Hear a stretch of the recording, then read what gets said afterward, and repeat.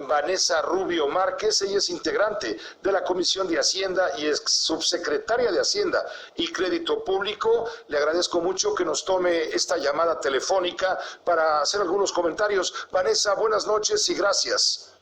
¿Qué tal? Muy buenas noches, estimado Pepe. Me da muchísimo gusto saludarte y desde luego a todo tu auditorio también. Mira, gracias. Igualmente, por supuesto, en primera instancia. Hemos estado exponiendo los hechos como son y como es nuestra obligación. Pero surge una pregunta. Ante todo esto, ante los amarillismos, los opilotazos, las treguas y lo que sea de parte del presidente, ¿qué está haciendo la oposición para pues incidir en este tema en el Congreso, porque este es un tema que nos atañe a todos, más allá de, como dice el presidente, cito al clásico, más allá de politiquerías? Absolutamente, Pepe, y es muy importante que le pongamos seriedad, en este caso, al tema de la crisis de salud, al tema de la crisis económica que se avecina. Y en ese sentido, pues yo te diría, en la parte de salud, pues lo primero que necesitamos es lo que han recomendado en todas partes del mundo, que es tener pruebas y más pruebas, pero además que tengamos información respecto de esas pruebas. A mí me encantaría que todas las noches, ahorita que acaban de comenzar hace rato la conferencia, nos estuvieran dando, por ejemplo, el dato de cuántas pruebas se han hecho en México, y de esas entonces cuántas han salido positivas y cuántas negativas, porque el dato que dan es de personas estudiadas. Esto de personas estudiadas no es lo mismo que hacer pruebas, y en el mundo el estándar de medición es el tema de pruebas. Entonces ahí tenemos de entrada una falla de información con la cual creo que no estamos tomando las decisiones que deberíamos.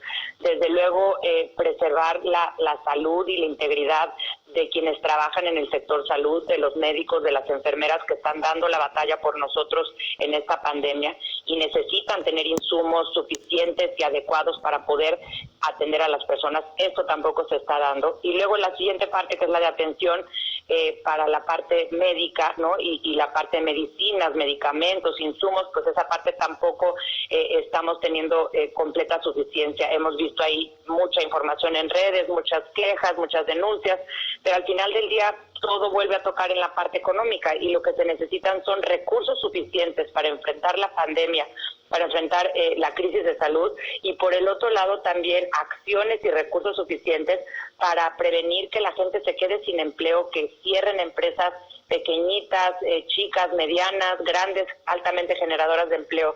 Entonces sí es importante hacer acciones ya, reitero, de recursos suficientes al sector salud, pero también, por ejemplo, proponemos en el grupo parlamentario del PRI diferir 3 meses, abril, mayo y junio, los pagos del ejercicio fiscal 2019, que el 100% del salario de cotización al IMSS de quienes ganan 6,000 pesos o menos sea asumido por el gobierno, y también el agua, luz y gas de estas familias que ganan 6,000 pesos y menos, y que se pueda considerar en estímulos fiscales. No, nadie habla de exenciones, nadie habla de no pagar impuestos, pero sí de buscar esquemas más flexibles que, reitero, puedan apoyar a la empresa y sobre todo al empleo. Ahorita lo más importante de un choque tan brutal como el que vamos a tener este año en la economía es preservar el empleo y que las personas más vulnerables estén protegidas, Pepe. Ha dicho el presidente de la República, a propósito de todo lo que mencionas con énfasis, dada tu experiencia evidentemente en esta materia cuando fuiste subsecretaria de Hacienda, en fin, ahora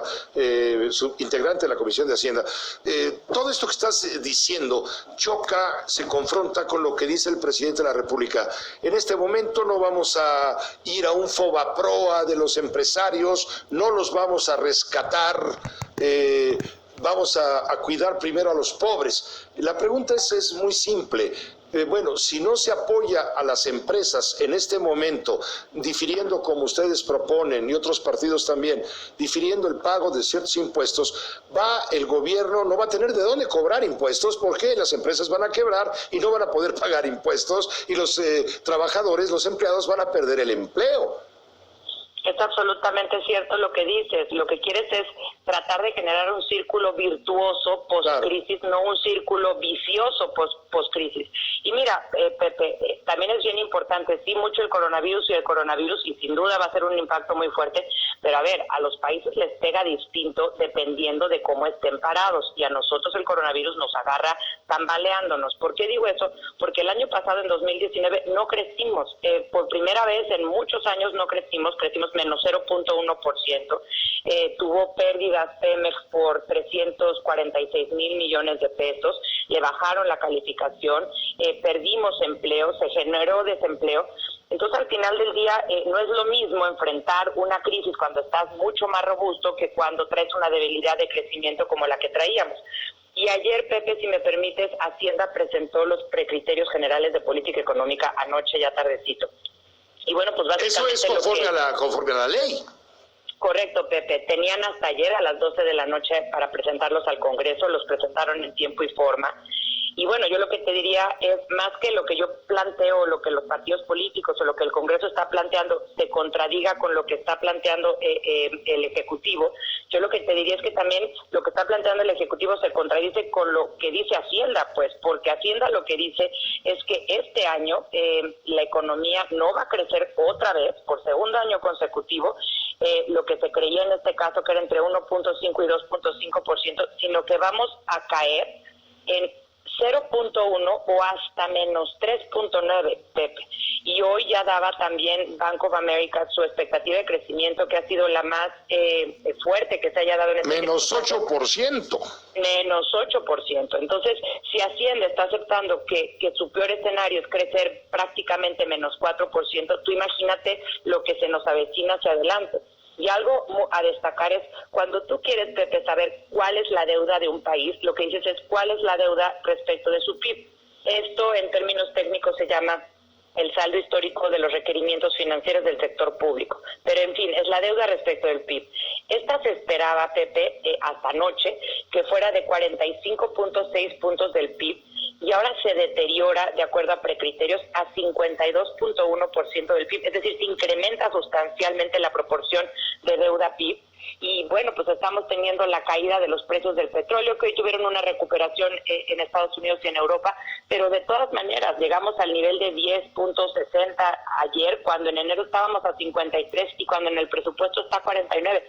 Sí estamos en una crisis económica y los números estos pues no están a debate, ¿no? Y pueden consultar a la Secretaría de Hacienda o pueden consultar a Bank of America, o pueden consultar a Scotiabank o a GEA, o sea, todos los analistas, ¿no? Entonces, sí, en base a esos números creo que tendríamos que estar tomando decisiones todos juntos. Es un momento, ahorita estaba escuchando a Luis Carlos, no es un momento para dividir, es un momento para sumar gente que tenemos experiencia en distintos sectores, que queremos a este país, que queremos que salga adelante. ¿Cómo sumamos para que sufran menos los que menos tienen, para que se atienda a la población vulnerable, para que las chiquitas empresas, las pequeñas, las medianas, las grandes que generan muchos empleos no sufran tanto en esta coyuntura? Porque si no, Pepe, en vez de ser un tope con el que nos vamos a enfrentar, va a ser un hueco muy profundo y muy largo, y eso siempre afecta a las familias de México.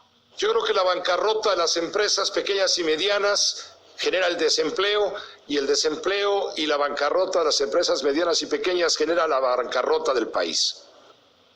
Sin duda, Pepe, y la verdad es que sí, ya estar escuchando expectativas de crecimiento de menos 8, pues sí, se antoja una de las crisis más fuertes que haya tenido en la historia México, y reitero, venimos de otro año de no crecer, o sea, el resultado al final de este año va a ser, no crecieron en el 2019 y no crecieron en el 2020, y la economía está en crisis, y cuando la economía está en crisis, las familias mexicanas están en crisis, las empresas mexicanas de todos tamaños están en crisis. Entonces, si es un momento de altura de miras, de hacer un alto en el camino, se tiene que cambiar el modelo económico. O sea, el seguirle inyectando recursos fiscales a Pemex no nos va a dar, vamos a tronar las finanzas públicas. Y yo comentaba hoy, Pepe, que cuando leí esto de precriterios, en la página 55, yo leí algo que nunca había visto en un documento así de la Secretaría de Hacienda. Y palabras más, palabras menos, dice que se podría generar un entorno más favorable, o reitero, menos desfavorable, si existe o si hubiera una mayor previsibilidad de la política pública y un clima favorable a los negocios que fomente la inversión y la actividad productiva. si esto lo está escribiendo Hacienda, o sea, si esto no es algo con lo que cuenta Hacienda en la mano, pues sí estamos en problemas. O sea, un secretario de Hacienda tiene que saber por naturaleza, por antonomasia, por descartado, que tus políticas públicas tienen predictibilidad y que tienes un clima favorable a los negocios, a la inversión, a la actividad productiva. Si no estás contando con eso en la Secretaría de Hacienda, que creo que ha hecho un estupendo papel con Banco de México en tratar de anclar la volatilidad que hemos tenido ahorita en los mercados financieros, pero si Hacienda no cuenta con eso, pues entonces no le están dando las herramientas a la Secretaría de Hacienda para que pueda hacer su trabajo, y ahorita es un trabajo indispensable. Es la economía del país, pero es la economía de todos y cada uno de los mexicanos que vivimos aquí. Y reitero, el negocio chiquitito, el que está en el subempleo, en el empleo informal, pero el que tiene una estética, pero el que tiene una tortillería, pero el que tiene un negocio más medianito, el que tiene un centro de deportivo para niños, el que tiene la escuelita de karate, todos estos negocios en México, si no le ponemos atención y tomamos con seriedad la política económica del país, van a acabar sufriendo, van a acabar quitando puestos de empleo, y cuando los mexicanos no tienen empleo, pues ya para qué dice uno que qué bueno que bajó la gasolina. Pues no hay peor gasolina o la más barata si no tienes ingresos para poderla pagar, ¿no? Si no tienes empleo. Entonces, pues sí creo que se tiene que tomar esto muy serio, reitero, con mucha altura de miras, Pepe. Yo sí estoy muy consternada con la situación que se nos avecina, pero va a depender de que salga la garra, de que salga la inteligencia, de que salga el conocimiento, de que salga la experiencia y que la hay en México. Y reitero, ahí tenemos a dos grandes economistas en Banco de México y en Hacienda, pero sí le tiene que ayudar el resto del sistema político, el resto de las políticas, la de inversión, la de medio ambiente, la de energía, la de infraestructura. Si no se alinea esto para que todos caminemos juntos agarrados de los brazos y crezcamos, este país va a sufrir demasiado este año y quién sabe qué nos pinte para el futuro, Pepe. Te agradezco muchísimo el análisis, Vanessa, que nos has permitido compartir con la audiencia de Grupo Fórmula. Muy buenas noches.